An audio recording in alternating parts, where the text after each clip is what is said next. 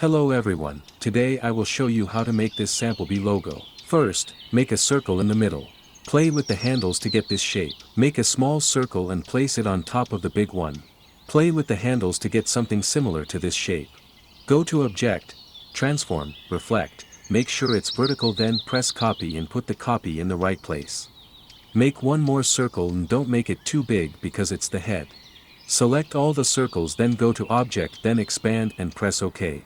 Select Shape Builder tool and remove all unnecessary parts, then fill the white area in the middle.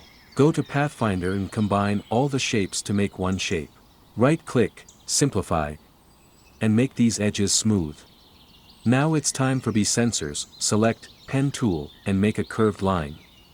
Make the stroke 40, then go to Object, expand it and make the edges smooth. Go to Object, Transform, and Reflect, then press Copy and put it in the right place. Make small circle in each sensor. Now time to make some honey. I will use the curvature tool. If you don't like it, you can always use the pen tool.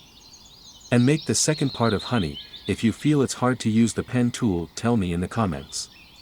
It's almost done, just need some colors.